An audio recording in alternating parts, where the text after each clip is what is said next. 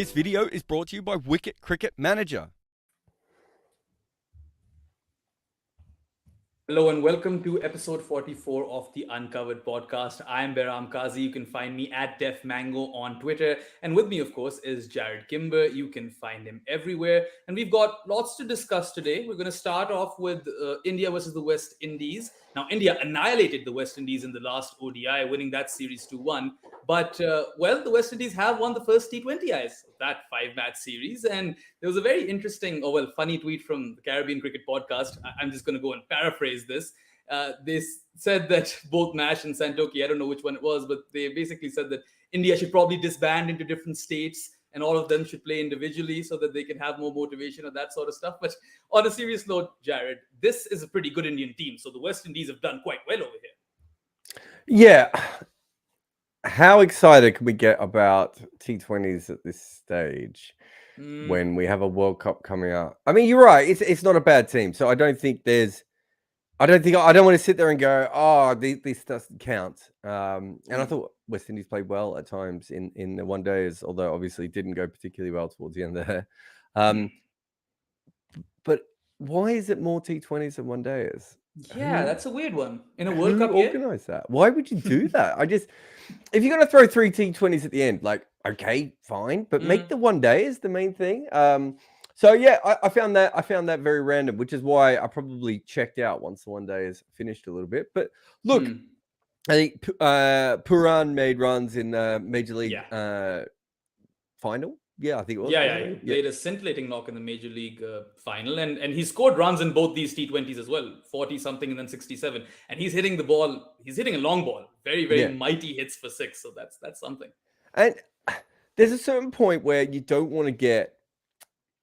What's the best way of putting it? Like, I think sometimes you watch T20 teams and one-day teams and these sorts of things, and we get very, very. And you can go back to the Ashes for this as well.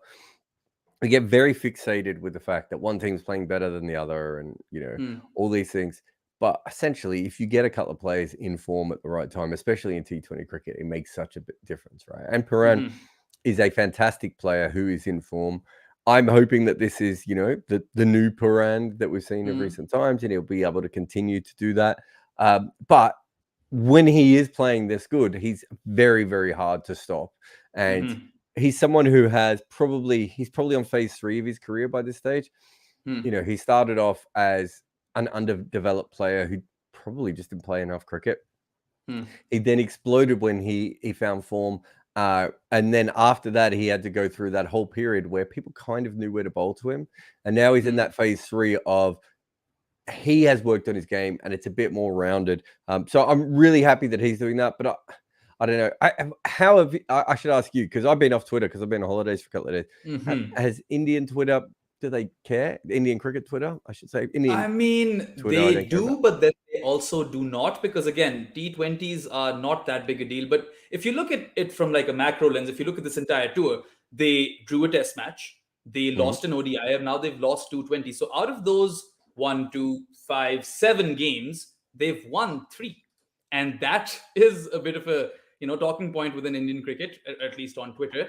And I don't think they need to hit the panic button right away, but there have been some weird things in this series, at least the T20 one.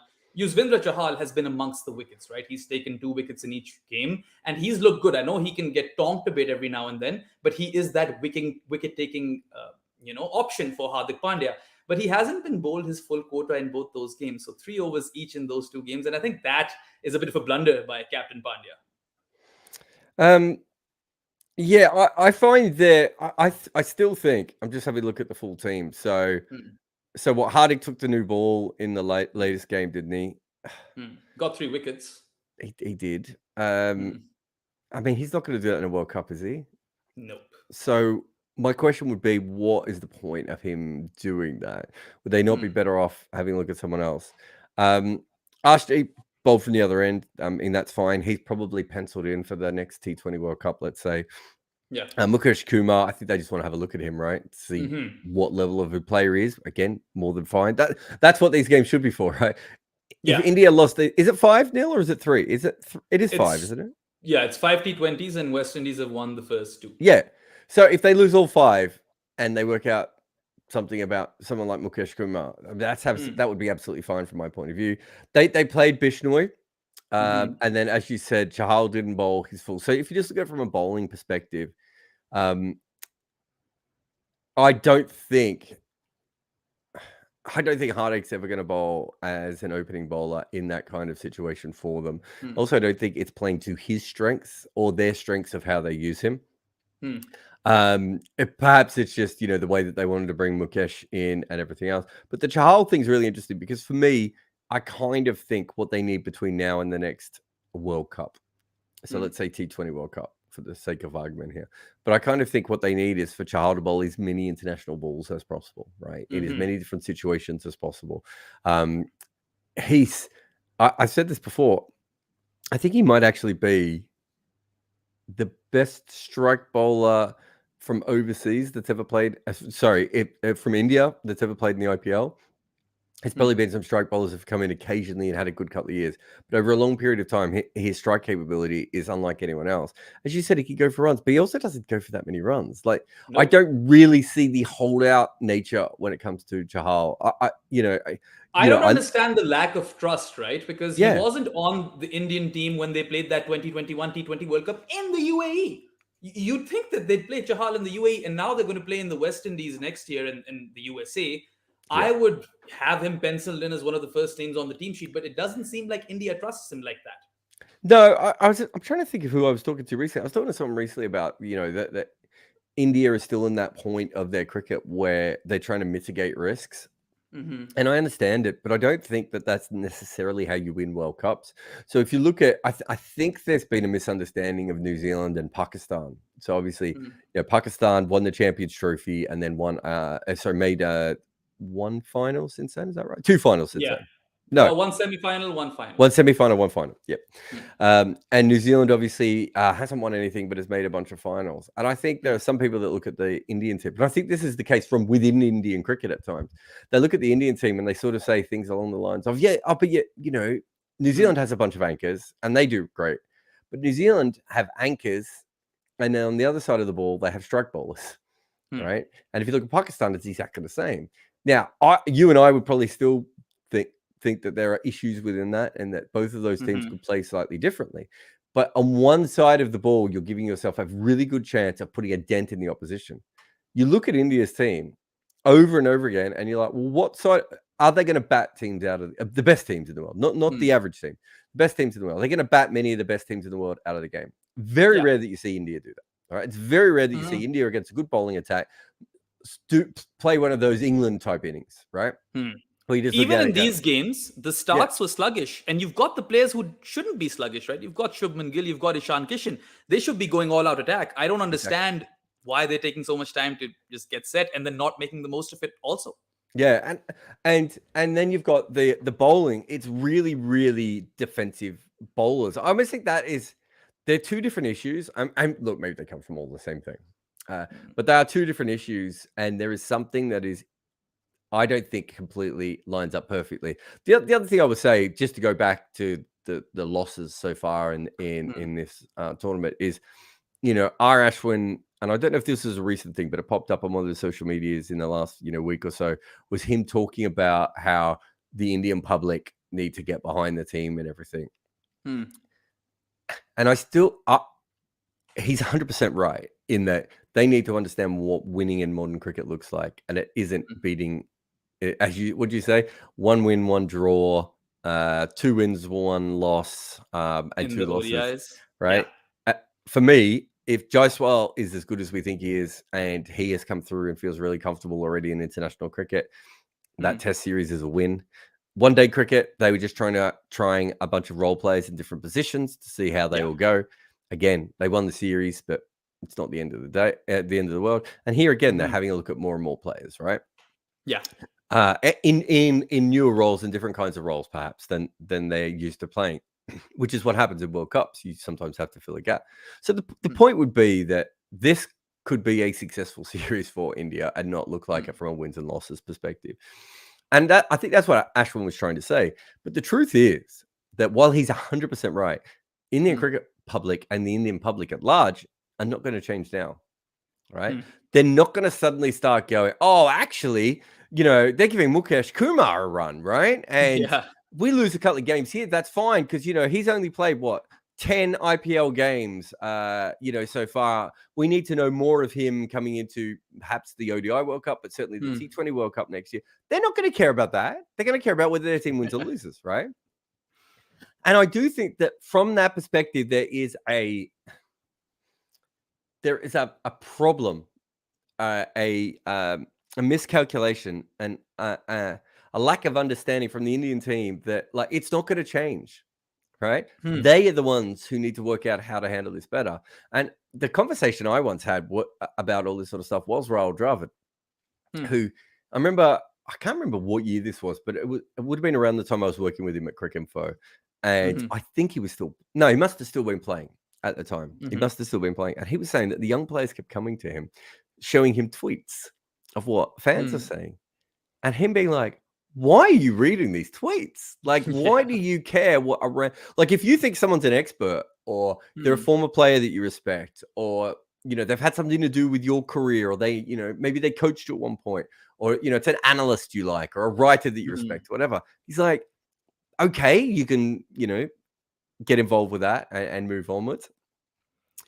Other than that, why do you care about these people? And I still think there's an element of that there that I'm hoping these sort of tours, I mean, this one is almost played in the dark, right? Most Indians aren't even awake. They're just getting the results, I suppose, for some of these games, and then going out from that point. The T20s, they actually have great timing, right? Because they start in the evening. Oh, they're playing those weird times, aren't they? Yeah. I forgot about the old West Indian Indian starts, but I mean the whole series, as so it allows you to actually do that sort of stuff.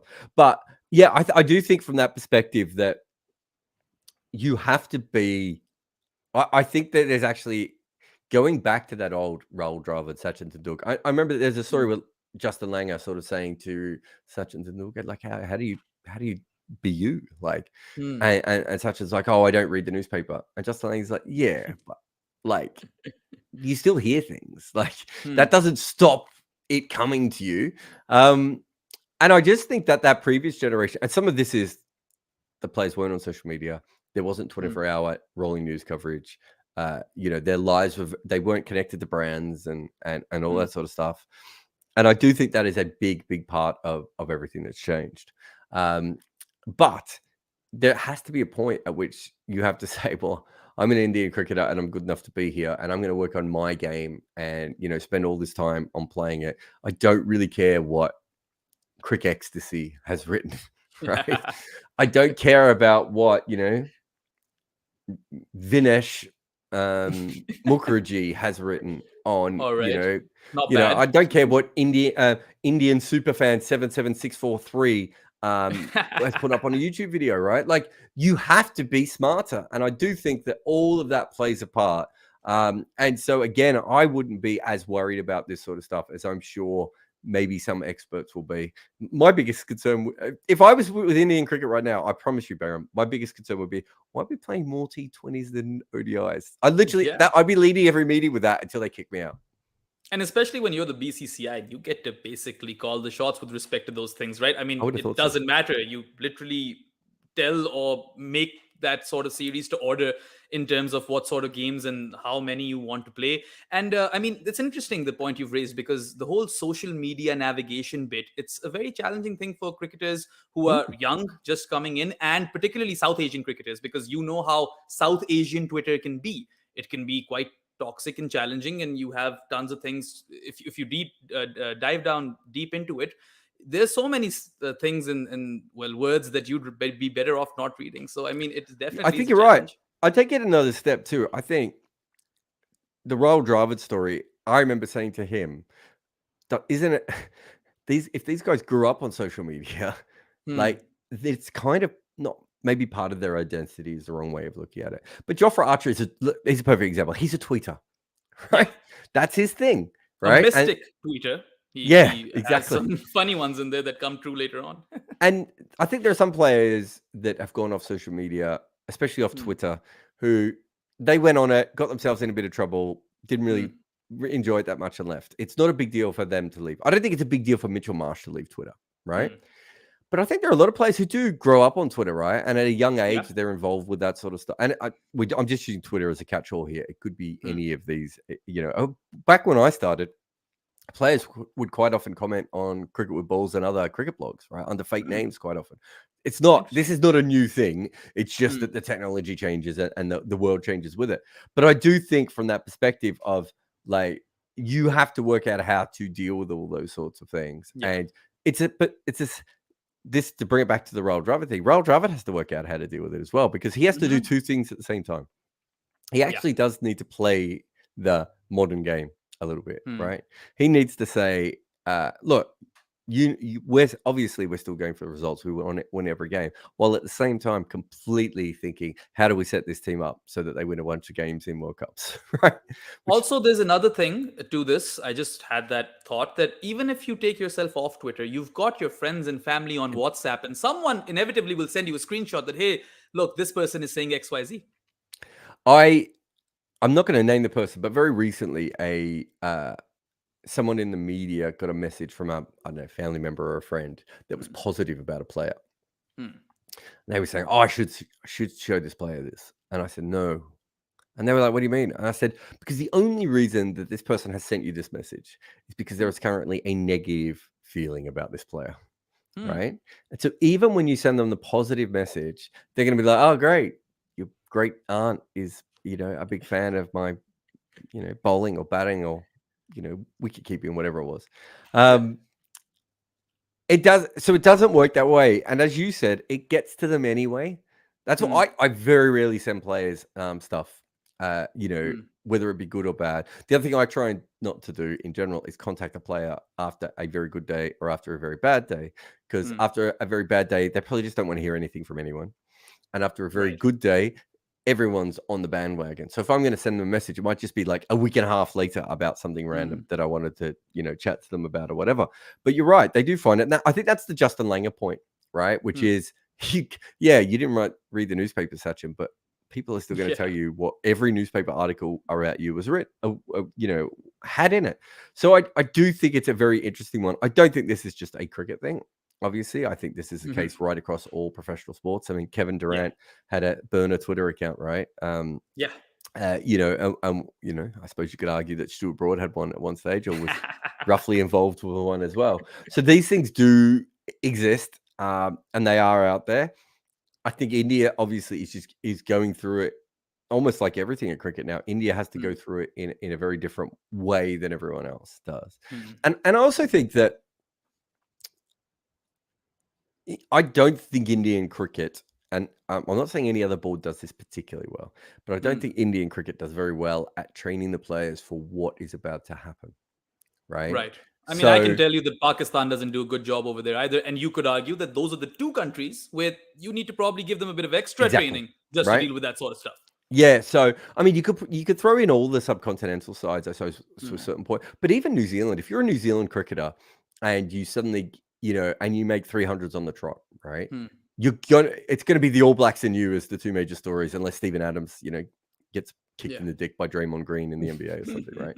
Like, you're going to be the major story for that next little while. And, the same with Zimbabwe and some of these other countries. And,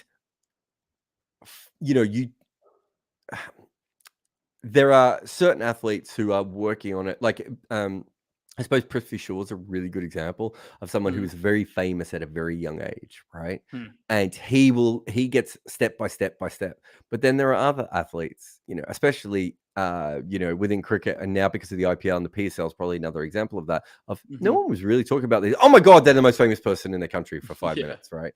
And I do think that is not particularly well worked out. I remember they used to have this rule in Australian cricket where they used to talk about everyone played, I think it was their first 10 or 12 tests for the badge, right? And then after that, you play for your mortgage, right? And this is Australian cricket, which is supposed to be more team orientated than other places. Now you throw in franchise cricket, right? And, you've got players who refuse to do things in games because it will not look good on them for the next franchise gig and all this sort of stuff. And then you've got an Indian legend coming to you and asking you to play out of position there's just a lot going on in fame, in brands, in 24-hour news, in social media, that I don't think the former players are perhaps brilliantly set up. And I don't know what these sorts of things are, but at a certain point, if you want your players to perform the best they can especially in the World Cup games, you got to work this out, right? And it's no different than, we did the Steve Smith episode, and I can't remember if I told you this or if I think it was in the article, but I went to the ECB and I said, "Do you guys hire sleep specialists?" And they were like, "What? What's no?" They hadn't thought of it. Now, it's possible that they hadn't had a player come to them with that specific issue before. But I also remember my wife saying years ago, how often do players get their eyes tested, right? How often do batters get their eyes tested? There are certain things that you will, one day we know that will happen more and more, right? Because we saw the whole Ross Taylor thing, Mike Hussey went through a really bad period. Michael Vaughan went through a really bad period. And you do wonder if, even if it's just independently, these players are looking after themselves the way that they should be. And fame is a part of that, right? You would know, as the rock star that you are, can't walk down the street in the right kinds of middle class neighborhoods in Pakistan. It does affect you, and it does change the way that you do things, and it does bring on a different kind of pressure. And if you're only been a big IPL player, and then suddenly you're in something else, and in the old days, it would take a while for your face to filter through. Right. So, I've been around cricketers in their first test matches. I mean, my favorite story is Ed Cowan, who was at the MCG signing autographs before his first test, I want to say, against India. Went down to South Bank to, I think we might have been shooting Death for a Gentleman at the time. Maybe we were just having a coffee or whatever it was. And he said to me, "You see those kids over there?" I was like, "Yeah." He said, "I just signed their autograph and they don't know who I am." And they just all walked past him because the face hadn't filtered through.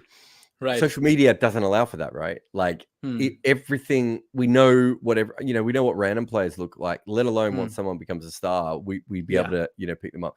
I just think there's a lot of things that are different. And I really believe that most of these cricket boards I say setting teams up to fail. I think that's the wrong way of putting it, or setting players up to fail. I think the best way of putting it is, whose job is it in any cricket board, national cricket board on earth, and you put the IPL, PSL, Major League, whichever franchise, Big Bash on this, whose job is it to make sure that all the correct decisions are being made in order to get the most out of your players? And I know that's not a job at the BCCI, right? And even someone like Rob Key, who is, general manager of English cricket, whatever his title is, he's not going through all those individual things at the moment. I think England cricket is maybe one of the better ones of having, the backroom staff available for you. But I wouldn't even think if England haven't thought of sleep specialists yet, they're not. So what? Me as an NBA fan knows about this, and they haven't thought about it as a professional team who travels around the world and plays day-night games. Also, England is allowing Ollie Robinson to write for Wisden. So, I mean, that's an entirely separate conversation. But very fair. Interesting. It's interesting because the BCCI and India in particular, they're big on marketing and brand building, right? So maybe sometimes that gets too much and the players are not able to perform, or you aren't able to get their utility to 100%.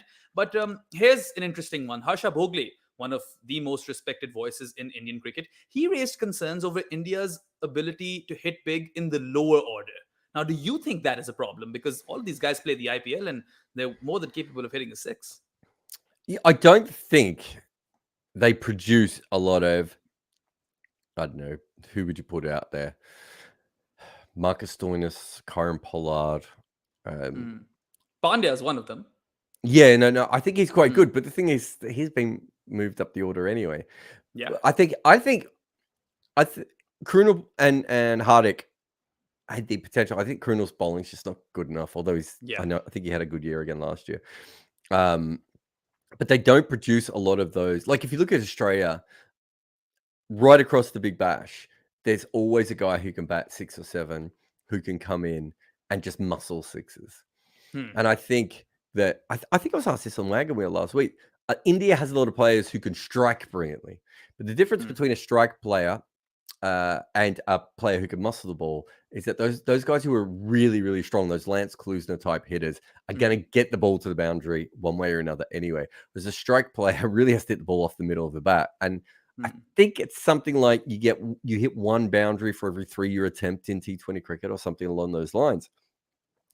And so you really want the players who are at 2.5 just because they get the extra, they have the extra size or muscle. And obviously, West Indies was the team that was most famous for this. But you look at South Africa, you look at Australia, New Zealand.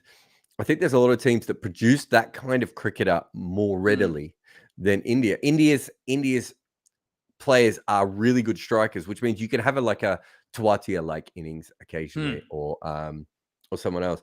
Hardik's the one that is a little bit different for me. I don't always understand his hitting compared to, like, let's say, the England sort of more muscular style of hitting. They hit it more like a hockey shot or a golf shot or a baseball shot, and Hardik's a little bit more of a conventional cricket slugger. But it seems to work for him. But even if you say they've got him, who's the next 4 best players they have in that spot? They tried someone like Deepak Huda, who's probably not that kind of hitter. Krunal is probably not quite on that level. You've got guys Jadeja could hit big. Yeah, so Jadeja is a really, really interesting player, in that he turned himself into that kind of player very, very late. Because he wasn't actually a particularly good T20 batter. Sanjay Madrika was very, very accurate with him. But even then, I think in Jadeja, you probably have someone who, again, is more of a very good striker. What Jadeja's brilliant at is his ability to pick the right ball to hit. I think that's very, very different than some of those stronger, big hitting type players that you see, like a Tim David or someone. Tim David, or even someone like Ben Cutting, who's not even anywhere near as Tim David, right? I kind of feel like every big bash team finds at least a second-rate version of Ben Cutting. Whereas if you look at the IPL, they really struggle for those kinds of players, right? Finding that kind of hitting power. Whereas there's a Corey Anderson and a Jimmy Neesham kind of around every rock in New Zealand. And even Jameson can hit a big ball, right? And you go to Dwayne Pretorius and those sorts of, Peth Laqueo, right? Bigger, stronger bodies. For whatever reason, we haven't seen as many of those come through in India. And they don't seem to produce, and it's not just India. You could probably throw in modern Pakistan here. I think even Sri Lanka has struggled to find those sorts of 5, but 5, 6, 7, 8 type hitting players. Bangladesh has never really had them either. So I don't know if it's something to do with Asian batting in general, or whether it's something else. I don't know. Because if you look at a lot of those guys, like Cutting was kind of a bowler, although can't really bowl. Darren Sammy was kind of a bowler who ended up becoming a specialist batter. Tim David still was bowling some kind of deliveries early on, although I think you'd have to argue he was a batter more. Corey Anderson was a batter who they tried to make into a bowler. Jimmy Neesham is a batter they tried to make into a bowler. I do think there's a lot more of those sorts of big-bodied all-rounders that maybe end up just becoming great hitters on, the Andre Russell type format of player from those places.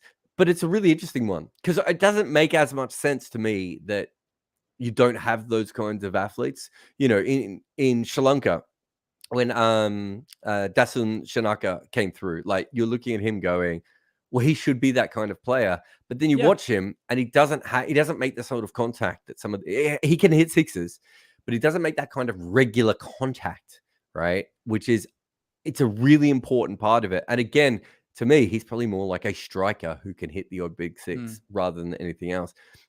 So I don't know how you change that. Coming through, it feels like to me that there's something missing there from that. But I don't think they necessarily. I don't even think what was his name? Who played for Pakistan, who couldn't bowl but slugged sixes all the time? Asif Ali, right? Yeah. You should be still making more of those sorts of players out there. And India did have Yusuf Pathan, right? Yes, they did. They still have had, and we've already talked about Hardik as well. They still have had some of these players here, but there doesn't seem to be the conveyor belt that some of the other nations seem to find with that. And I don't know what it is overall of, if it's something to do with coaching, if it's something to do with the way that bowlers are trained in overseas places, that it does feel like there aren't as many Mitchell Stark type players in India, that their bowlers are more one-dimensional, right? Right. Even if they can bat, it's like, what's the best? They're like Bhuvi Kumar type players where they're actually quite traditional. Whereas Mitchell Stark, Mitchell Johnson, those sorts of guys, probably not quite all-rounders, but not massively far off being all-rounders in certain formats, where you're just like, yeah, they can bat, but actually their best utility is probably just coming in and slogging it, right? And this is such a random one, but the Harsha's point is so interesting. The cricketer I'm going to mention here is going to blow your mind. But I think one of the most interesting cricketers that I followed in T20 cricket was Ben Hilfenhaus. Right? Interesting. Who didn't have, by the time T20 really became a major thing, young Ben Hilfenhaus was bowling early 90 miles an hour outswing, basically unplayable, right? By the time he got to international level, that was about 89 miles an hour. By the time we saw him play a lot, it was about 85 miles an hour. Right? He just wasn't the physical specimen he was. And so in T20 cricket, he struggled a little bit. He'd swing the new ball a little bit. He wasn't a great death bowler. Where did he fit in? He just went off and worked on, and Sunil Narine did a very similar thing of, can I hit sixes? Right? Can I hit 2 sixes every 6 balls? I managed to stay out there. The West Indies, Obed McCoy, very similar type of player, right? They're not even trying to be batters. Yeah. They're not actually working on batting skills at all. Even Shaheen and Naseem for Pakistan, very similar sort of Shaheen was another one that came to my mind, right? Shaheen's never probably going to be a batter, right? But he has worked on this specific skill very, very close. Other than Shardul, right? You've got the slogging tailenders, right? That's not quite what we're talking about here. We're talking about taking we haven't seen an Indian player do what Pat Cummins did. Right? Which is essentially just work on his batting until it wasn't a liability. It's not an all-rounder. He averages, 16 to 18 in test matches, but with a very good defense. And in T20 cricket, you bowl length to him, he can whack it, right? If it's pace bowling, he can whack it. We haven't seen that a lot in Indian cricket so far. So we see these guys come in and they have no batting skill to speak of, and they don't generally get better in key measurable skills. They might have gone from Bumrah of being absolutely horrendous to being, a better tailender, but you're not going to use Bumrah as a pinch hitter, right? Whereas Pat Cummins can do that, right? You're not gonna send Bumrah up if you need, 2 sixes and an over. Whereas, Obed McCoy or Ben Hilfenhaus or those sorts of hitters, you might do that with on occasion, right? Mitch McClenaghan was another one. He was another good one for that, who would do it occasionally. I just think that there is something within all of that, from Harsha and everything else. I don't know how we've ended up talking about this for so long, but you tickled me. Don't tickle me. I mean, I would actually challenge Harsha that sure, I think where this is stemming from is in the first T20, India required 37 of 30 with a well-set Hardik Pandya at the crease, and they couldn't finish the job. It went to the last ball. They couldn't win it. And then in the second one, they probably left a few runs out there, and then West Indies chased it. But I would argue that I think West Indies has quite a decent attack in T20 cricket. Akil Hussain is brilliant with the new ball. I think Obed McCoy, Alzari Joseph, Romario Shepherd, the death bowler, these are all good resources to have. And Jason Holder actually bowled really, really well in these games. So this is not like a pedestrian attack that you're coming up against. And on these slow sort of surfaces where the ball isn't as straightforward to hit, it's a handful to strike versus these guys. So I would say credit to the West Indies. And I mean, sure, we talk about Nicholas Pooran and the difference that he makes to any West Indies unit, particularly when he's in this kind of form. But that bowling attack would give most sides a good run for their money. Yeah, I like Akil Hussain and I like Obed McCoy. Alzari Joseph and Jason Holder and Romario Shepherd probably depends on the day a little bit more, right? Of how that all fits together. But I think Akil Hussain and Obed McCoy are certainly well above average bowling talents in that kind of a league. Well, not league, but in that kind of level of cricket. I don't think that takes away. Look, you might be right. Harsha might have just seen that and overreacted to that. I don't think that takes away from the overall point of we that haven't blend seen of cricketer, right? Yeah, Venki Iyer, right? He's a really, really weird one. I find him fascinating because when he came in, everyone was incredibly fascinated with him, and they were talking him up, right? Yeah. And I just want to let me see if I can find his IPL stats here. And I was looking at him going, am I missing something? Like, he's an anchor with a worse technique than most of the Indian anchors. But I think because he looked like he was trying to slog so much, right, that there was almost like this fandom that built up around him. And last year was the first year where I was like, okay, this is nice. I think I just have a look last year. He averaged 28 at a strike rate of 145. First year, he averaged 41 with a strike rate of 128. That's fine. But 28 with a strike rate of 145 for me is a far more interesting stat line of the kind of player that he can play. And it was the first time. But I remember watching him and I thought that it's almost like people weren't realizing that he had a very low strike rate. Because if you watch him, it looks like he's trying to attack really, really often, right? And that's probably why he failed a little bit in the second season. He's not a great player, right? He's probably not an international quality player consistently. Not that he can't pinch it, in certain roles at certain times, but I don't think he's ever going to have like a 3 or 4 year career, inside the Indian team. But the reason he stood out for me was just the fact that he showed, even when he was scoring slowly, he showed a lot of intent. And I still don't see a lot of Indian players playing in that particular way.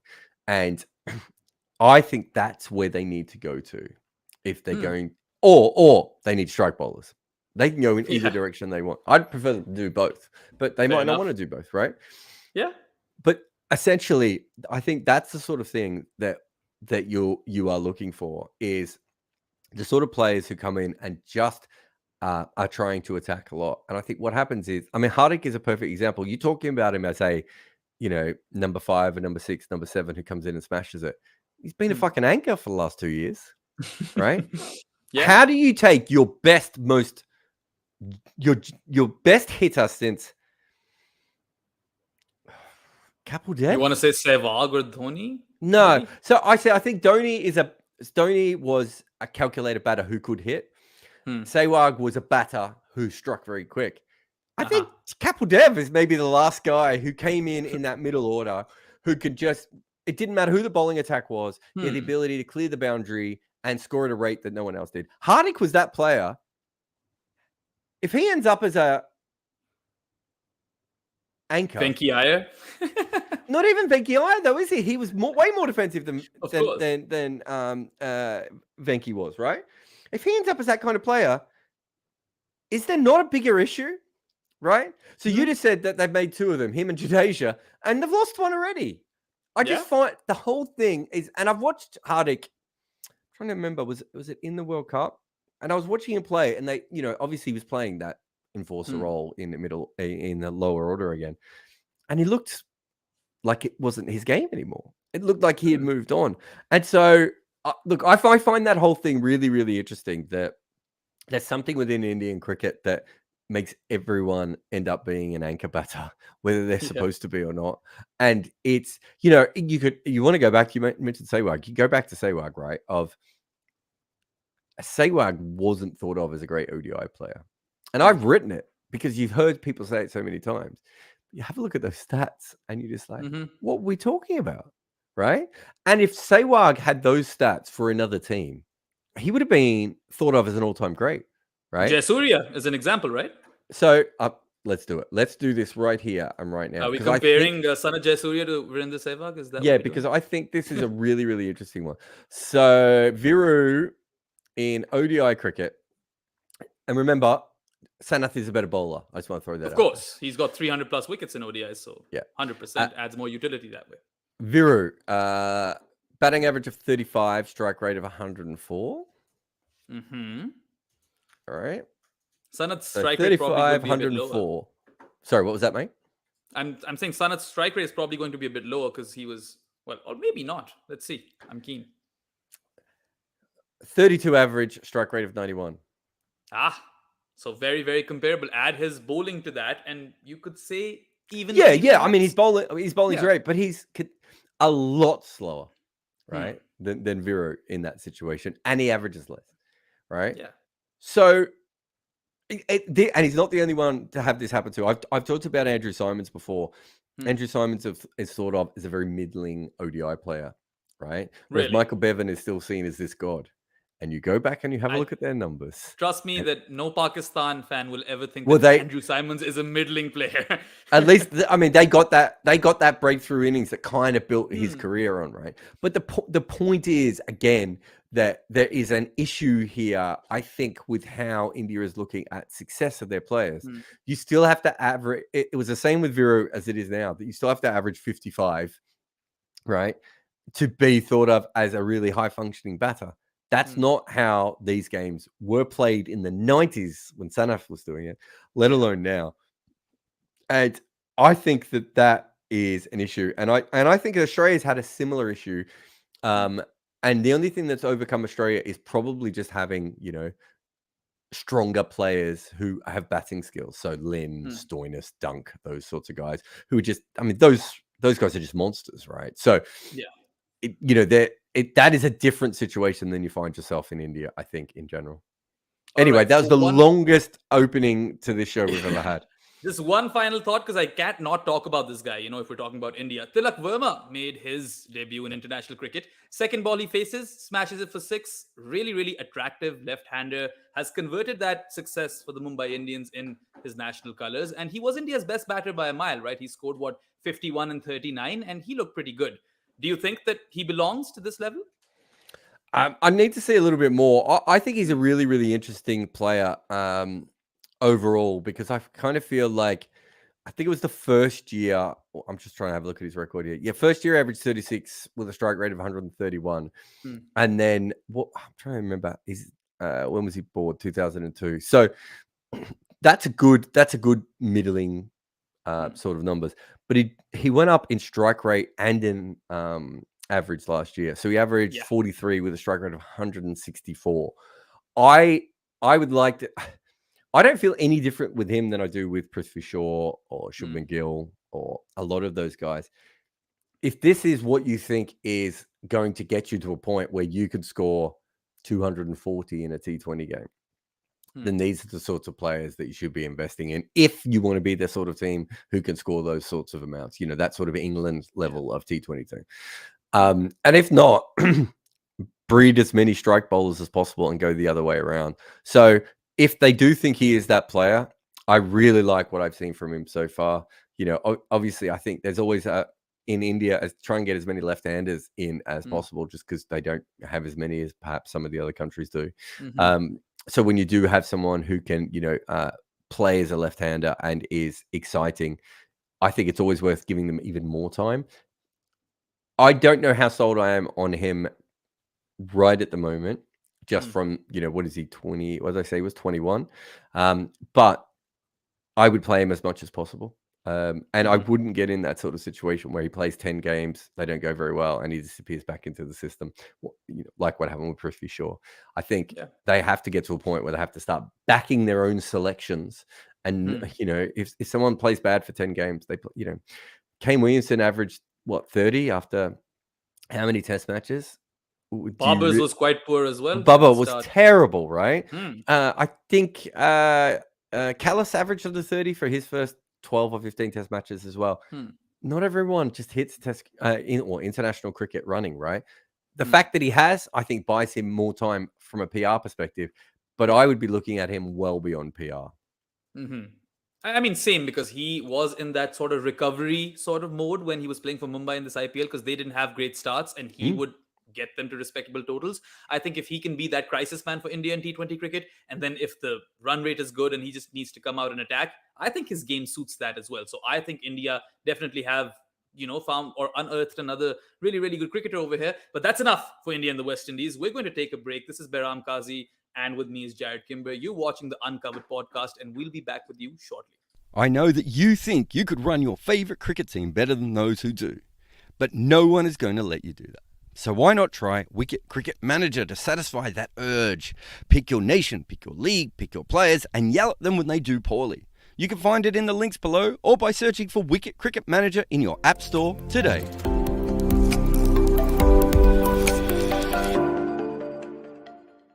Your support is invaluable to us, so smash that subscribe button like a fast bowler back of a length. Or you could leave a comment, something along the lines of, "Wow, Jared, you're one hell of a swinger." Furthermore, help us reach more people by sharing our work on social media, supporting us on Patreon, or sending live super chats. Welcome back to the Uncovered podcast. I'm Behram Kazi. You can find me at DefMango on Twitter. And with me, of course, is Jared Kimber, who is everywhere. Now, we have to talk about the Ashes rogue ball and over rates, but there's a super chat, Jared. You want me to take that on? Why don't we keep that to later? All right. Let's, what do we do? Over rates or Ashes rogue ball? Well, I know I'll start with the rogue ball, right? So we all know that Ricky ball. Ponting wasn't really pleased with that ball change, and Usman Khwaja also voiced his dissent. And then Zach Crawley went on and he rubbed salt into those wounds when he said that, yeah, it probably made a big difference. Now, this was something that Ponting wanted to get investigated, and then the owner of Dukes has actually responded that he will have this investigated because his name is on the line. And it's interesting because there's this theory running that the ball was 5 years old or something. Now, Moeen Ali struck thrice with that ball, the one that was 5 years old. And I mean, sure, I see a little bit of the point, but surely, I just feel this is blown out of proportion a bit. I mean, what about you? I think the ball definitely did something that the old ball didn't. Mm-hmm. And I think I have seen that happen roughly 1,500 times in my career as a professional cricket writer. Right? So that's the bit that is fascinating to me is wait, it's a bit like the Bairstow one. We're just like, whoa, I can't believe this happened. And then we see all this footage of Bairstow trying similar things and and then we get the McCullum thing. It's like, yeah, because these things happen all the time. Right?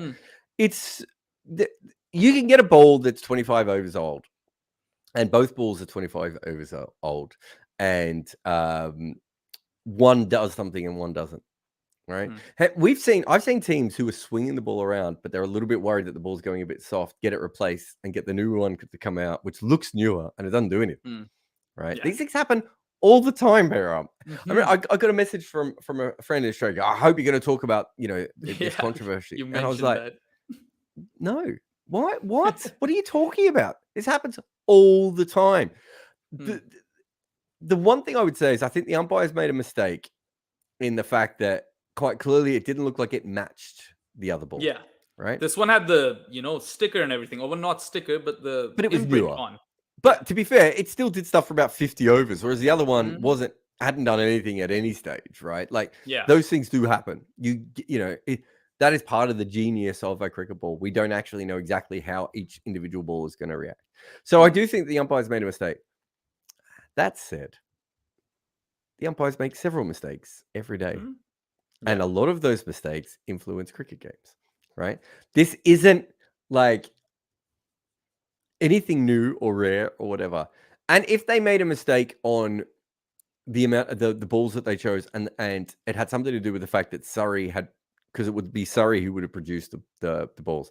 So for instance, those balls aren't test balls. I don't know if you know this, right? They are balls that are used for first-class cricket, right?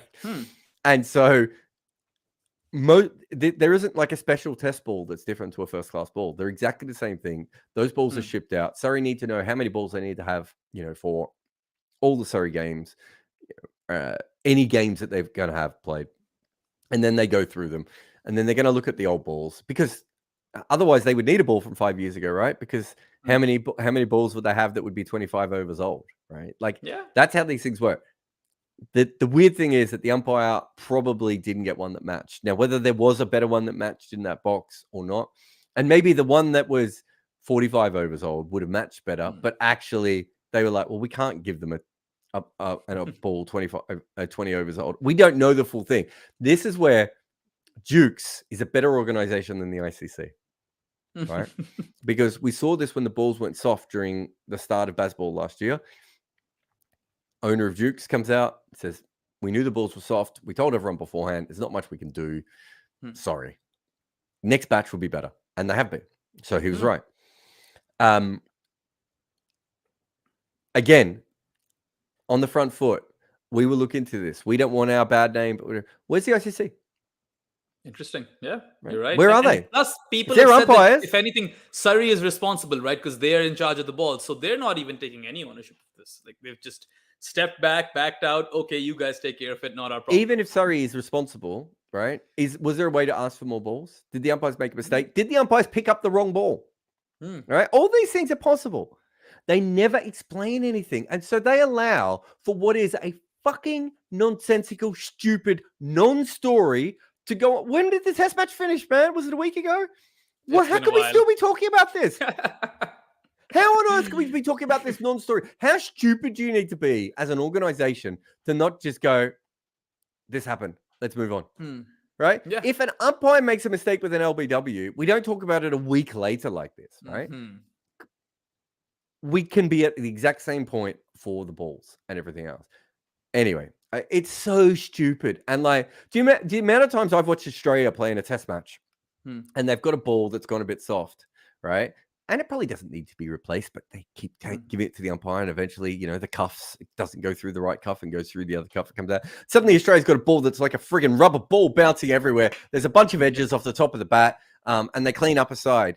Didn't say Ricky Ponting complaining about all those, right? Didn't say Ricky Ponting complaining when Australia had the better of ball changes, right? In this series, at times, when Australia had a ball that wasn't really doing anything, they give it away. They got a ball. Suddenly, it jagged off the seam a little bit more straight away. These things happen all the time. Anyway. Yeah, I mean, it's fairly routine. And talking about stupid things that have happened in this Ashes, I think the overrates thing is also, I mean, at least the hue and cry, it seems quite farcical to me. Because look, over the course of the Ashes, England and Australia both have been docked points. England have been docked 19. Australia have been docked 10. And again, Usman Khwaja has raised his dissent. The latest is Stuart Broad. And hear me out. This is what Broady said. He said that a series which was so competitive and it was 2-2 and England won 2 test matches, to walk away with 9 points doesn't seem right because of the entertainment provided. Why are all of these parameters that are fairly routine with test cricket all of a sudden being criticized in the aftermath of the series, whereas these protocols have been fairly standard throughout? And shouldn't the focus be towards bowling the overs on time? Like, I'm just lost for words a bit. I would love to see Shahid Afridi come back now, and for Pakistan to only bowl 4 overs in a day, but because Afridi's out there and he's biting a ball and he's slogging wildly, everyone's like, well, it doesn't, overrates don't matter because he's so entertaining. It's fucking nonsense again. The Stuart Broad one, I can't even bother dealing with that because it's so obviously stupid, right? And also it shows you that he's thinking about a test match as 25 days. Most people can only afford a ticket to one day. If they go to the day and you bowl 78 overs because you're all scratching your asses, right? That person still misses out on what they have paid for, right? And I'm not an overrates zealot or anything like that. Like, I understand that the other side of it. And I would say, I would go a step further, which is that, again, to go take it back to the ICC, they've allowed this. It's happened on their watch, and they don't do anything to stop it. And they basically allow people to do it. It's not the bowling team. It's also the batting team that is getting away with this. And when I was with Scotland, they were waving away unspecified drinks breaks for players on 38-degree UAE days, right, when we shouldn't have even been playing cricket. Kyle Kutzer ended up in hospital after one game because he was dehydrated, right? And yet a player can change their gloves every 2 overs in a test match and nothing happens. There's unscheduled drinks breaks all the time, right? But here's the best one for Usman Khwaja. And I love Usman Khwaja. And I think he's a very good person, a very smart person. He had that YouTube page and everything else. I'm really interested to see what he becomes as a cricket talker and everything else. But when he says things like, oh, we were trying as hard as we could to get through the overs. I watched Pat Cummins take his fucking shoe off, right? His fucking shoe off mid-over so they could delay the game. I watched Ben Stokes purposely schedule 9 overs in an hour because he wanted to slow down Australia. That wasn't entertaining. So what they're talking about is actually bullshit, right? They want to slow the game down from a tactical point of view, and they've been caught doing that. There's no point complaining now, right? Yeah. They have to get involved in these things and earlier on. So yeah, I'm not. I understand that over rates are not the most. I don't think it's as black and white as our previous generation thought it was. And concussion substitutes and, all these sorts of things. And checking if the ball's out of shape every 5 minutes. All these sorts of things, fine. I get it. International cricket has changed. And it is different than first-class cricket. And it takes longer to bowl it over. Fine. But if you are stopping to change your shoe, or if you were changing, or was it at Headingley where Ben Stokes was having a 30-second discussion with the bowler between each ball?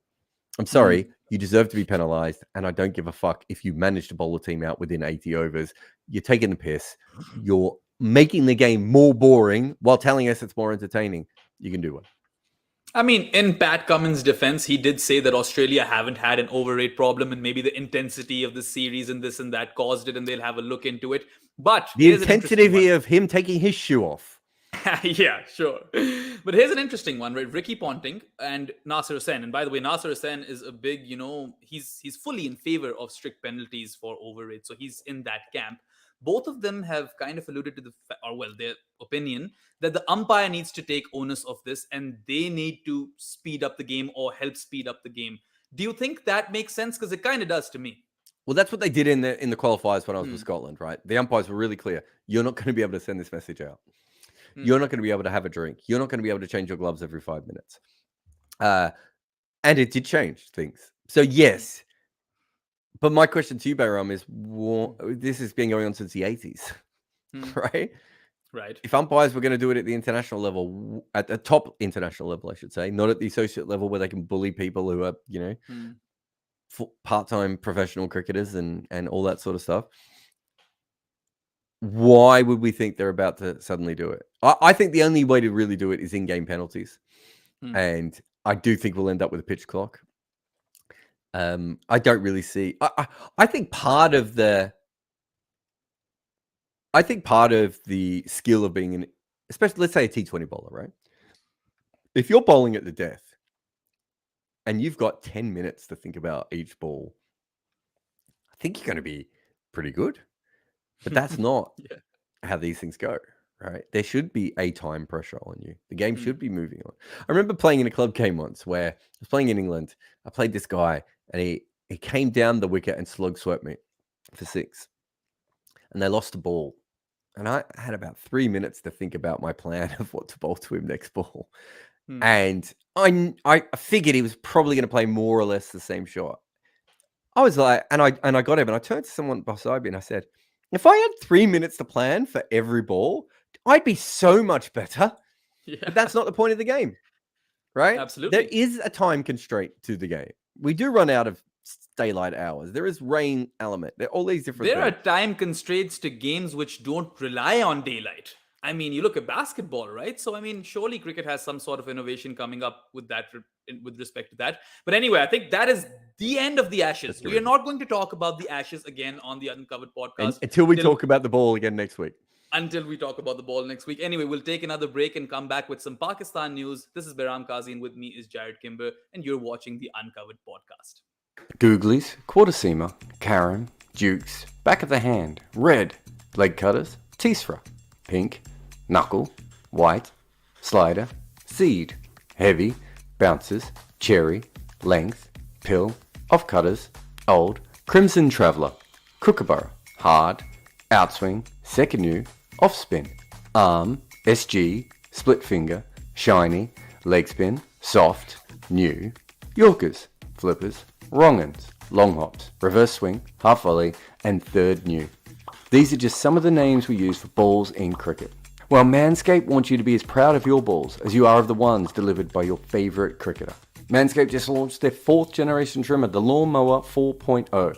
Join over 2 million men worldwide who trust Manscaped with this exclusive offer, 20% off and free worldwide shipping. Insert the code REDINKA at manscaped.com. I've actually used this, not just something that I'm hawking for fun, and I got to admit, I thought it was a bit silly, and then I went down there, and it was exceptional. I honestly feel I could bowl outswing with one nut and inswing with the other. So get 20% off and free worldwide shipping with the code REDINKA at manscaped.com. Manscaped, for the man who cares about his balls as much as the ones out in the middle. All right, welcome to the Uncovered Podcast. This is where I'm Kazi and Jared Kimber is with me. And what a brilliant advertisement. Now, if you are a batter and you do not like Knicks, Manscaped is for you. But anyway, Jared, you've got a super chat up and it says, why can't India produce genuine pace bowlers 145 plus? What can they do better at junior level? So, your thoughts? Yeah, I think this feels like, and I get this question a lot. Is this legit in a world that Ijaz Butt and Umran Malik and Prasid Krishna and even Shami is, well, pacey. Yeah, I wondered if he was over 90 as well. They had Varun. I mean, 10 years ago, I think this was pretty fair, wasn't it? There really weren't as many genuine fast bowlers around Indian cricket at that point.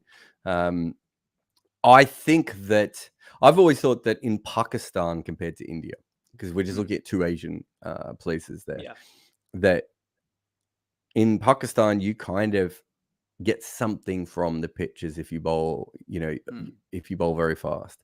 And maybe in India, you don't. And so the whole thought that one side was meat, and the other side was vegetarian probably had less to do with that and had more to do with the pitches. Sri Lanka haven't had a lot of very fast bowlers. Bangladesh haven't had a lot of very fast bowlers. England haven't had a lot of very fast bowlers consistently throughout the history of their game. New Zealand, probably another country without a lot of fast bowlers until they changed their pitches. I would say that the pitches are the most important thing. In Australia, there are a lot of pitches where you have to bowl fast to be of any use. Probably a similar thing happened in the West Indies traditionally and in South Africa. And as we said, Pakistan still has that. Although, I mean, domestically, for all the 90-mile-an-hour teenage sensations, there's a lot of 78-mile-an-hour Pakistani rider, and 100%. Always has been. If you go through the history of their cricket, I remember I was talking to Jeremy Coney. So he batted with it. Was it Ewan Chatfield when they chased that score down in to win the game 9 wickets down? One of the great 10th wicket partnerships of all time. And he was sort of saying, he said that was a Makram, but they didn't actually have anyone else that So I think it was Ewan Chatfield he was batting with, who said, Jeremy said to him, "Who do you not want to face? It was a Makram. I'll be fine against the others." So even Pakistan's always had that, that sort of side of things. Even when Pakistan's first string bowlers they get injured, you see those guys come in Test cricket and not do too well. So that's a solid shout. Yeah, I agree. Yeah. So I do think that there is. I think pitches play a much bigger part in. And I've got this huge video that I've never got around to quite making, but it's about left arm finger spin, But essentially, what I think you can do is I think you can show how different cricket conditions are around the world by the kinds of left arm finger spinners that various countries make. And I think from that perspective, it's exactly the same for fast bowlers, right? So it's very hard if you're an England player to bowl fast consistently, because what happens is you play an absolute shit ton of cricket. Right, a lot of 3 and 4 day cricket when other countries don't, and you play on a lot of soft pitches where actually that's not the best thing, is to come in and bowl at 90 miles an hour. The best thing is to bowl seam up and wobble it around. So I do think that plays a huge part, and we don't always understand that or think about it when we're doing that. Yeah, and plus, with all due respect, Dhruv Raman Singh, I think your question was more pertinent maybe a little while back, because I think India have produced a good amount of fast bowlers, 145 plus. And I would like to plug in the MRF Pace Academy, right? I think that has also really, really helped over the years. And I think Dennis Lilly or Glenn McGrath, one of those guys, they visit every year. It was Lilly, now it's McGrath. So it's moved on. That's a great resource to have. And you'll always get, those diamonds in the rough who will get polished in that academy. And I think India's, for now, at least, and for the time being, they're more sorted in the fast bowling department than they've ever been. But anyway, I think you could make a pretty solid argument that India is the worst place to consistently bowl seam in the world, right? And they did the one other thing they did try was they tried to make their wickets more seam friendly, and they had a couple of years in the Ranji where Unadkat and a few of the other guys were taking lots of wickets. That's actually not what you want if you want your bowlers to bowl over 90 miles an hour. You actually want to make them more batting friendly, but with some sort of pace or carry, which is what New Zealand did. But anyway, I digress. You were going to move on. For some reason, I've dragged us into 73. Drew calls up to ask about India, and I start talking about Jeremy Coney beating New Zealand in a random test. And not New Zealand, Pakistan. Just came back from vacation. You just came back from vacation. You have a lot to talk about cricket, and apparently. I have a share with you with respect to Pakistan cricket and the news that's coming out. So, Pakistan has gotten clearance to play in India, play the World Cup, and that is the least important news coming out of Pakistan cricket, which is, it speaks volumes of the nature of, news in Pakistan with respect to the sport. And well, so I'm sure you heard that there's a new chairman in town. Zaka Ashraf has replaced Najam Sethi, and he formed a technical committee comprising of Misbah Haq, Inzamam, and Mohammad Hafiz, and they are pretty much like overlooking everything in cricket, like from the domestic cricket structure to whether or not the current coaching setup or management setup will remain as we move forward. And Zaka Ashraf has said this, that there is no guarantee that the coaching staff and management will carry on till the World Cup. So that's just Pakistan doing Pakistan things, I suppose. And next thing you know, give it like 4 or 5 days, all of a sudden, one of those members of the technical committee is the new chief selector. Inzamam is the new chief selector once again in his second tenure. He's replaced Harun Rashid, who was Sethi's dinosaur, overlooking Mickey, Bradburn, and Hassan Chima. Those guys have retained their spots. And For once now. again, I don't know, like, I'm not sure if you'd be surprised at all, because in my opinion, Pakistan's just staying true to that chaotic brand of governance that they're so famous for. No, I'm not surprised. When I saw Misbah's name originally, I was like, this is a bad sign. And I don't mean it's a bad sign to get Misbah back involved, because, look, he's obviously a next level cricket brain, and, he really thinks through things, and I'm a big fan. But I just felt that I felt like once they thought they needed to go back to big name former players, it was going to start really poorly.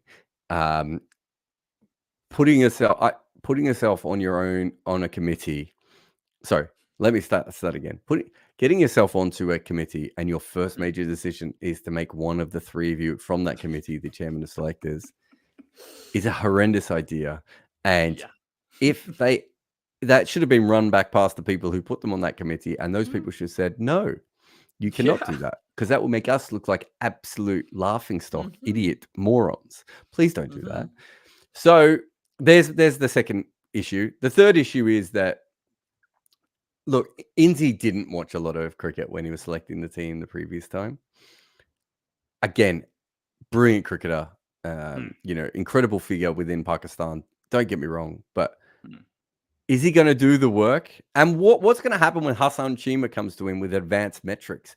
Inzi, can you have a look at these true strike rates? We need you to have a look. Do you know what I mean? Like, yeah, and Inzi is, he's on record in his previous stint as chief selector where he says that he trusts his eye more than data. He said these words. And I mean, Inzi, I grew up, admiring the guy. He had a great eye, to be fair to him. Yeah, I mean, he did. And he was one of those cricketers who made me fall in love with the game. But he does have a bit of an authoritarian sort of approach whenever he's in a position of power. So I'm not sure what that power dynamic will be, because he's worked with Mickey before. And I don't know if you remember, but Inzi as chief selector would be traveling with the team. He would be there at the training sessions, which is not the job of a chief selector. You need to be looking at your domestic performances and see who is going to be the up and coming, player for Pakistan and where certain gaps can be filled. Yeah. So I'm not sure. I have my apprehensions with respect to this. And yeah, I mean, I just hope that Hassan Chima still is taken into consideration, because the data stuff is absolutely imperative in this day and age. It's not just the data. It's just, it reminds me of when Merv Hughes was made selector of the Australian team. And Merv Hughes said, I don't watch much cricket anymore. Because I can't watch it on TV because I don't learn much. And I was like, well, you don't go to any games, mate. Like, what are you actually doing? And again, like, Inzi has that kind of, I trust my eye.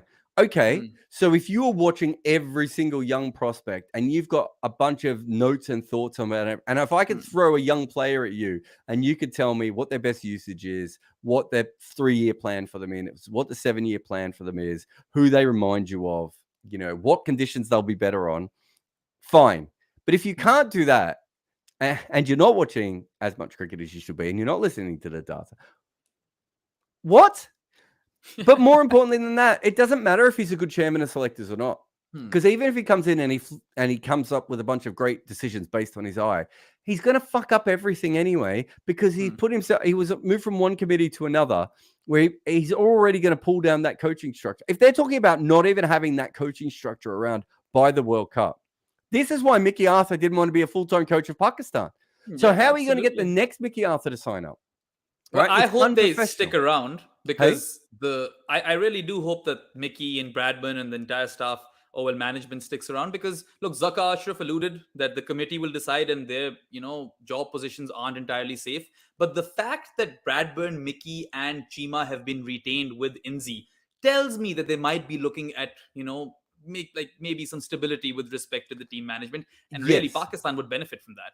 But the point is that if I'm Mickey Arthur, right, and I've got his number. I almost messaged him today just to ask him what he was thinking. But then I thought, if I come on this podcast, I don't want to betray any trust or anything.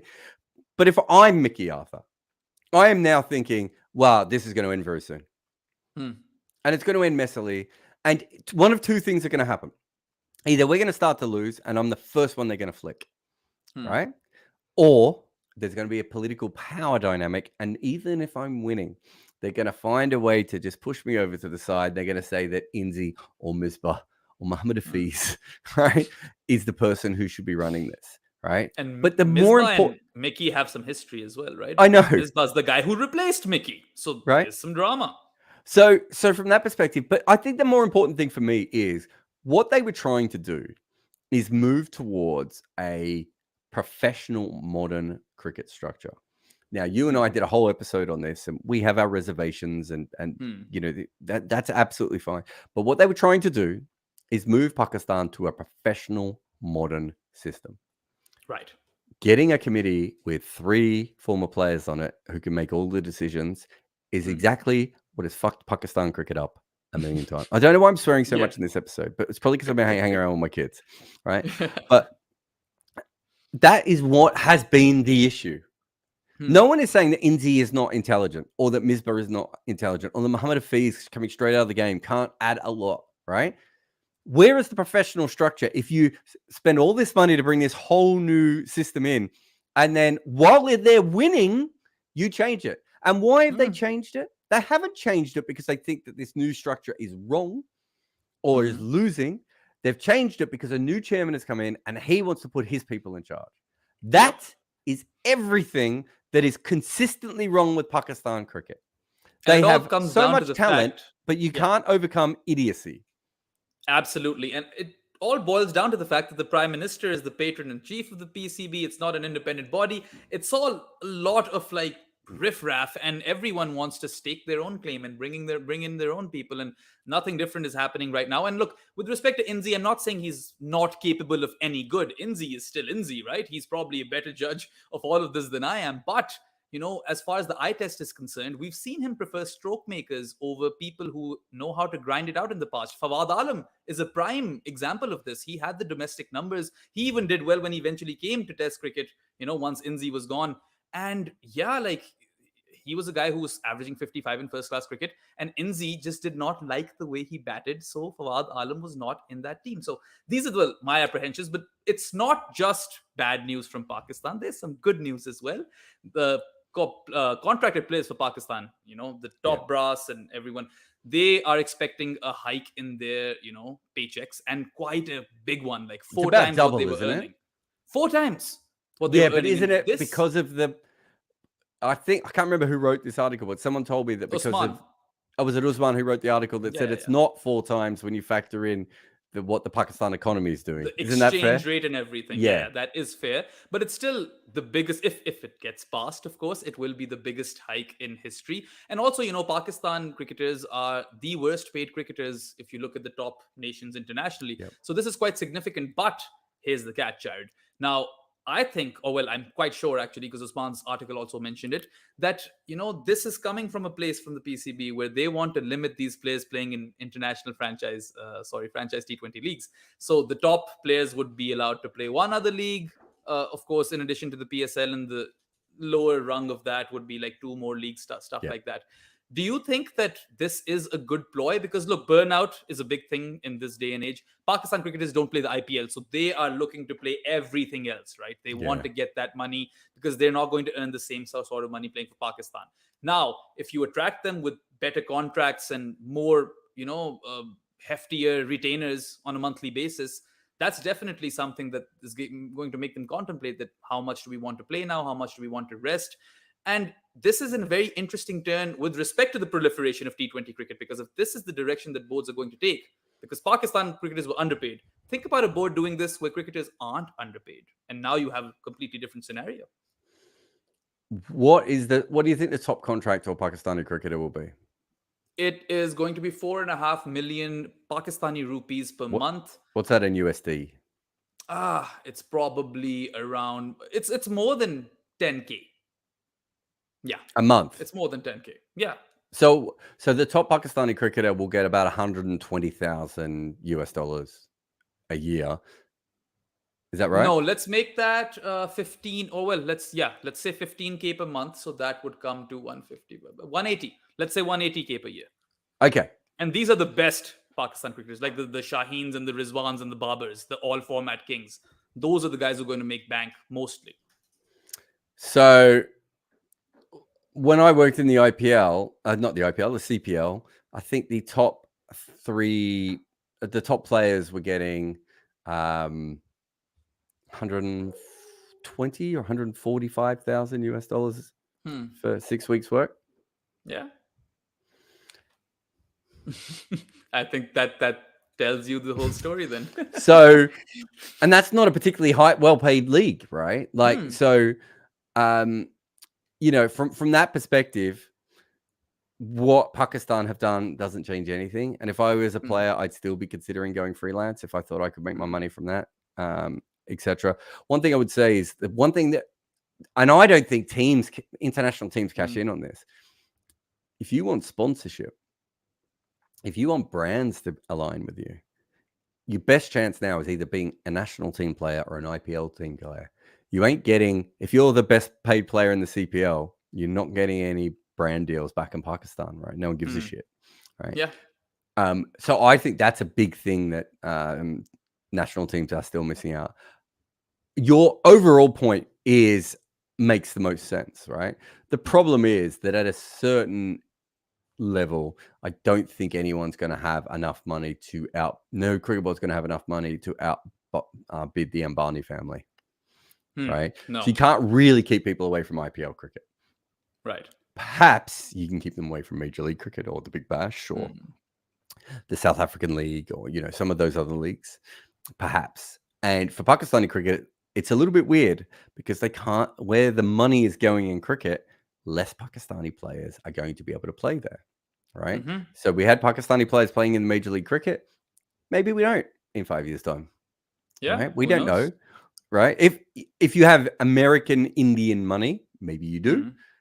If you have Indian money, maybe you don't. Right. So these things are all, you need to work that out. But yeah, I don't think there is a national team who's going to be able to afford. So the reason that it's very easy for people in those major leagues to make money is that the IPL does not have to pay for, what would there be in India?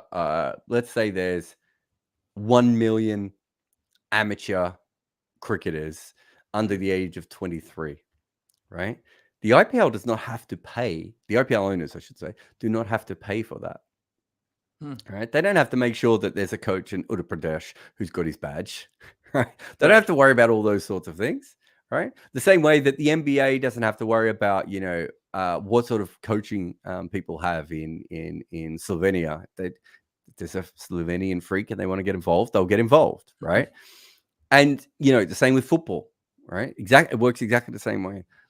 It's very hard when you have everyone on your payroll from every, every amount of money that you have is going towards cricket grounds. It's going towards, insurance fees. It's going towards whatever that may be that you want to then also start paying your players twice as much, 4 times as much, 8 times as much. The sort of money that is going to keep them away from some of those leagues. So I think it's a losing battle. I think it's ridiculous. It's scandalous what Pakistan cricket was paying their players beforehand. So I think that's a great thing that has changed. I don't think this is going to change the inevitable just because there's too much money out there.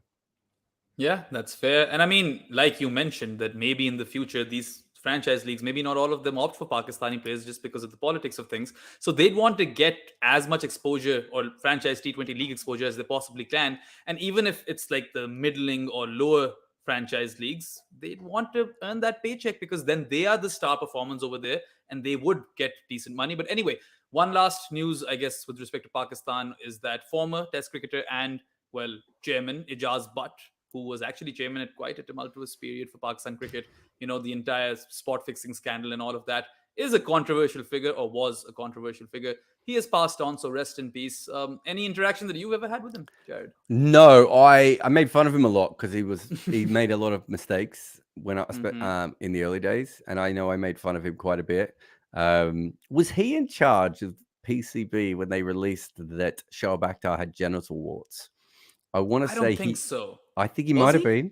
I think he was around. I could be think wrong. That guy was Naseem Ashraf because there was this one guy who had like beef with Shoaib Akhtar because Shoaib Akhtar said, according to Shoaib, that he didn't bowl to that guy's kid in the nets, something like that, nephew in the nets, something of the sort. Maybe there was a big one with story. Ijaz Butt did something really, really stupid, and I want to say it was around 2008, but I cannot remember what it was or what the full situation of it was. But look, he. For those who don't know, I almost think that the problem is that we've already talked about this with Pakistan cricket for so long, that for someone like him, he ends up getting remembered as sort of the bad administrator, person. But this is someone who he was a wicket keeper, I think. I'm going to say that's right. Yeah. So he played 8 tests and didn't do a lot, but in first class cricket, played 67 games, made almost 4,000 runs, an average of 34. He's involved with a lot of really important tours and things for Pakistan. There's a really, really important moment that he has. I want to say in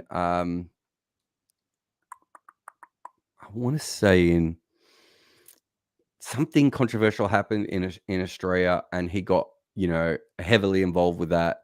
A couple of times when it would have been easier for someone not to. And I've just had a look. He was chairman in 2008 of Pakistan cricket, and that was the time of Shoaib Akhtar's genital warts. So I'm not saying he had anything to do with it directly, but it wasn't maybe the best run organization at that time. But look, this is someone who served. He would not have made a lot of money from Pakistan cricket, let's be honest. And yet, when would he have started? Well, his first class career, 1959. And was still involved with cricket, 40 or so years later. You make a certain argument that perhaps people like him should have been moved on quicker, and that would have helped Pakistani cricket. But he was a servant of the game. And, for that and that alone, and Shoaib Akhtar's genital warts, I think we have to. Rest in peace, Ijaz, but for all of your ills, you have still served Pakistan cricket. Anyway, we just have one thing left, and we're going to quickly go over this because I don't think this is going to take much time anyway, Jared. It's about the World Cup scheduling because do we have one? Months away. Mere months. Do we have dates? We do have dates, but the dates are we sure they're going to be those dates? No, because that's the issue, right? All of these games are getting moved because apparently they're religious events that have to take place. But those religious events aren't just coming up. They happen every year, right? I find it so baffling that the BCCI and Jay Shah, who is quote unquote the big boss, right? Saurav Ganguly was never the boss. It was always Jay Shah. And the fact that, they have knowledge of these events and you've set in or penciled in a schedule, and now there are changes to that schedule. And right now, I know the Bengal Cricket Association, the CAB, they've mentioned that they want to move the England-Pakistan game because of another religious event. So these festivities could have been taken into account beforehand. And I can't believe that such a cash-rich, cricket board, and this is such a big occasion. Cricket is a religion in India, and you're hosting the World Cup. How can you drop the ball on these things? Why do we still not know about these dates? We should have known the location of every ground probably 9 months ago, 10 months ago, which would have allowed cricket fans to buy the tickets as soon as the airfares became available to them. It's ridiculous the way that these things happen. I think for people who don't travel to Indian cricket a lot, if you talk to people like the Barmy Army or some of the other touring organizations, they hate Indian cricket. Right? They don't hate India, and they don't hate the Indian team. They specifically hate Indian cricket and the way that it schedules these events. It does it all the time. They don't care about fans, right? They do not care about Indian fans. And in this case, they don't care about any fans. So why are you hosting a World Cup, right? And it happens every time. And it's just not good enough. And I don't know if they need to hire someone whose job it is just to make sure that, because you can you should have someone in your department whose job it is to liaise with the local police, traffic, hotels, whatever that may be, to be able to say, okay, this is what we were planning. We're going to have this game here. It's going to mean this many people. This many people will fly in. There'll be a lot of locals, etc., etc. That's how I've heard other World Cup, and it's not like the Bristol World Cup is usually handled brilliantly, but that's how I've heard other World Cup. It's disgusting to not do that, right? And I don't. It's funny to me how many Indian fans will protect in the BCCI when people attack it. It's like they don't care about you. Why are you defending them? They don't care enough to make their stadiums World Cup. There's enough money in Indian cricket to make every stadium one of the world's best stadiums, and they don't. They don't even improve the things that they should obviously improve. There was a piece on this on Cricinfo very recently. The fan experience in India, apparently it's terrible, and the queues outside stadiums and stuff like that.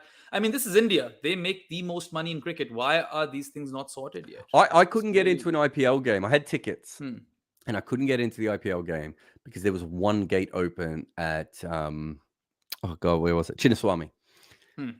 So we got there like 45 minutes to an hour before the game, and we missed the start. Right, because they had one gate open, and it was absolutely ridiculous what they do to their fans. And you get this, what was it? There was a women's game recently in England where they didn't have enough staff. We've seen the MCG do this sometimes on 5th days of tests where they think no one will turn up and people do. I'm not saying other people don't make mistakes, but they usually try and rectify them. The same things just keep happening every time in India. I just don't understand why the very basic things can't be sorted out there. And when you change the venues and dates, it impacts everything. It impacts the media. It impacts the team. It impacts travel plans, all of that stuff. When are we going to train? And you can't have that a few months before the World Cup. I mean, if you have these blunders, maybe 6 months to a year, something around that time frame, I'll still understand. Okay, sure, you weren't aware of that religious event or festivity that you have every year. But come on. Like, this is the BCCI, and you were spending all of this time, bickering over the Asia Cup and figuring out how and where we're going to host that. Exactly. And you drop the ball on the World Cup? I think ridiculous. Also, like, if they're not going to do all the preparation, right, and they're not going to talk to all the local bodies, which clearly they haven't by the sound of it, or they ignored them. I don't know. But it sounds like they haven't talked to them. Why not release all the locations a year in advance, right? And then wait for everyone to moan and change what you need to 6 months in advance. Why wait this long and still get it wrong? It's just so stupid, and it's so frustrating. And so for someone like me as a freelancer, if I pick this series, I'm going to have to go last minute if I want to make sure nothing goes wrong, right? That shouldn't be how this game is run, and certainly with fans, it shouldn't be how it's happening with fans. Most very few freelancers go out for World Cups, although maybe, this is not going to help any of them. But usually you go out with your organization. There are a lot of organizations, especially outside of Asia, who are... I think there's one major English organization who was like going to send one journalist out to the World Cup because they were saving it because England are then touring the West Indies and they want to send someone out to the West Indies as well. Don't give them more reason to send fewer people out there. It doesn't make any sense. If you want to host a World Cup, you want as many fans as possible and as much media as possible. That's the whole point of hosting a World Cup, other than, trying to rig the pitches so you win. And also, we've got one more super chat, by the way, too, man. Oh, we do. Right, Len. We'll just take that super chat and end things. Okay, Dhruv Raman Singh again. Man, you've been spending a lot of money today, Dhruv. Thank you. Thank you, Dhruv. Your point on lower order muscle hitters, thoughts on Hungagekar and Harshit Rana in that mold. Umran also working on it, but not working so far. I haven't seen much of those guys. I've seen Hungagekar a bit. I like him. And I've also heard the story of how he wasn't originally a fast bowler. Love that he's become one. But yeah, you can probably take over, Jared. Yeah, I don't think Harshit has if I'm mistaken, I don't think he's actually made a lot of runs yet, has he? Like, I think I'd have to go back through his full stats, but my memory of him is not of someone who's made a lot of runs so far. Look, I think let's say there are 3 good stories here. There is no reason why this can't be a bigger thing and that it can't go on. Because what I would be saying to some of these players now, let's say it's Umran, right? We don't know exactly what Umran's true worth is as a bowler. He's still in development, right? But I would be saying to him, you want to guarantee yourself, right? A little bit of extra cash every year. Can you learn how to hit sixes? And perhaps that's what it needs to be is I remember, talking to players once, and they said that I was a lot more honest with them about their chances of, playing in teams and all this sort of stuff. And I said, yeah, but I think you're used to dealing with coaches, and coaches are trying to keep the spirit levels high and all this sort of stuff. I come up from a perspective when I'm working with players of, you are an individual who's come to this team. When you're out there in the field, you probably will be trying to win this game for the team. But you also want to make sure you get your next contract. You also want to make sure you play for your national team. You also want to make sure you get a good sponsor and all these sorts of things. So I want to know everything about you so that I can make you perform the way that I want you to on the field. I think that's the sorts of conversations that I'd love to have with some of these, Indian players who are coming through, especially those bowlers who just be like, what is the point of you being able to chip the ball around and average 15 in one day or T20 cricket at a strike rate of 102? I'd rather you average 8, but hit a 6 every second time you walk out there, right? Yeah, I think you have to be honest at what cricket is and what is most necessary. And I always go back to the old, have a look at how many batters in the world come into cricket with a little bit of bowling skill, and 5 to 7 years in don't do it anymore because they get paid to be batters. And if you're in the best 6 batters in your country, you're going to have a long career, even if you're in and out the team occasionally. Now you say to them, well, if you can bowl a little bit, we can actually give you 10%, 15%, 20% more on your salary. Suddenly Joe Root's in the nets trying to flick the ball both ways. And, people are working on those skills a little bit more in a way that they weren't a generation before. Work out what people want. And I think that is the big thing at the moment, is that it feels to me from the outside that Indian cricket is producing cricketers based on templates, whereas actually the better thing is to be like, well, okay, Umran could do this. Can we turn Umran into Ben Hilfenhaus? Which I know sounds like I'm slandering him, but I promise you I'm not. Yeah, and just to add to that, I suppose a bit, I would, of course, go back to Pakistan because, of course, I've watched these players from very, very close. And I've looked at how, their fast bowlers in particular, Shaheen Naseem, Haris Rauf, you can expect them to come out and hit a 6. They often do. In fact, even if you look at that India-Pakistan game in the World Cup, it was that Shaheen 6, right, at the very end that took them to somewhat of a respectable total. And you can count on these guys to whack it. They're not batters, but they are 6 hitters. And especially when you bat deep, if your tail can hit a 6 in limited overs cricket, I think you're absolutely sorted with respect to depth. And also, they're going to, bail you out of difficult situations every now and then. So I think modern cricket requires all tailenders to have that sort of capability, particularly in limited overs cricket, to go out there and whack it. So not just Indian cricket, I think all countries should be looking at this. But anyway, that is a super long episode. We're done with this Uncovered podcast. I'm Behram Kazi. You can find me at Def Mango on Twitter. With me is Jared Kimber. You can find him anywhere. We'll be back next week. I hope you guys enjoyed this one. That is all for this